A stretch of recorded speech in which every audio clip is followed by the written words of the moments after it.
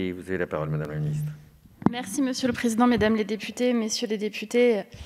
Monsieur le député Régis Juanico, d'abord en matière de sécurité, les attentes des Français, vous le savez, vous l'avez très bien rappelé, sont fortes. Vous savez que la mobilisation du gouvernement et des services de l'État est continue, notamment pour tenir l'engagement du Président de la République de la création de 10 000 postes dans la police et dans la gendarmerie sur le quinquennat. Nous voulons renforcer, moderniser les moyens des forces de l'ordre, notamment grâce à des crédits en hausse qui ont été votés de 1,7 milliard depuis 2017 et de 621 millions issus du plan France Relance. Et c'est grâce à ces mesures que chaque Français va pouvoir voir plus de force sur le terrain en 2022 qu'en 2017.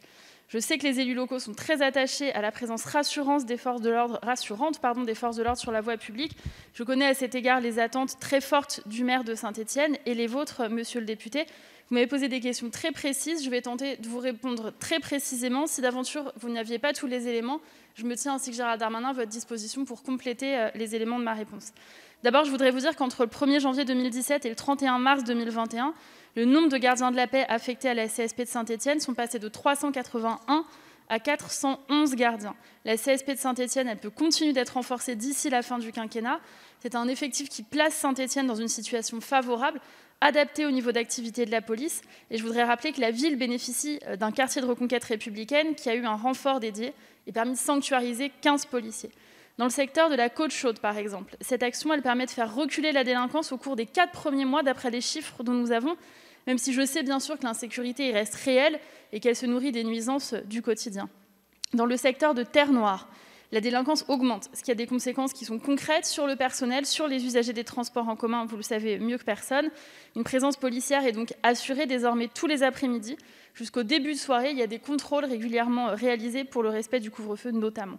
Dans le quartier Le Soleil, les indicateurs de la délinquance témoignent d'une dégradation aussi de la situation depuis le début de l'année, avec des multiples interpellations qui ont été réalisées, et ce, grâce aux effectifs renforcés, grâce à une présence policière soutenue. Au cours des 4 premiers mois, ce sont 40 interpellations qui ont été faites dans ce quartier Le Soleil.